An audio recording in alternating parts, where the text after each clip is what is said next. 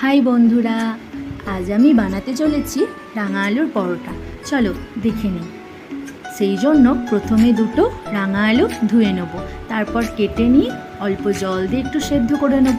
তারপর ওই সেদ্ধ করা রাঙা আলুর মধ্যে পরিমাণ মতো লবণ, চিনি, জিরে ধনের গুঁড়ো, লঙ্কা গুঁড়ো ও গোটা মৌরি দিয়ে ভালো করে মেখে নেব। তারপর একটি আলাদা পাত্রের মধ্যে অর্ধেক পরিমাণে ময়দা ও অর্ধেক আটা নেব, তার মধ্যে একটু নুন ও সাদা তেল মিশিয়ে নেব। তারপর আগে থেকে মেখে রাখা রাঙা আলুটা দিয়ে ভালো করে মেখে নেব। তবে এখানে কোনো জল ব্যবহার করব না, পুরোটাই মাখা হবে রাঙা আলুটা দিয়ে।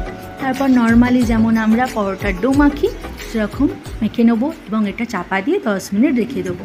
10 মিনিট পর লেচি কেটে সেটা ভালো করে পরোটার আকারে যেমন ত্রিকোণ আকারে বেলা হয় সেরকম বেলে নেব।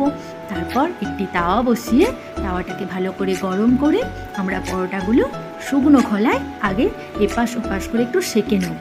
তারপর অল্প পরিমাণে তেল দেবো এবং তারপর পরোটাটা ভেজে নেব। দেখবে তাহলে লুচির মতো ফুলে উঠবে পরোটাটা এবং খেতে হবে খুবই সুস্বাদু ও নরম। তো আজকের মতো এখানেই, টাটা।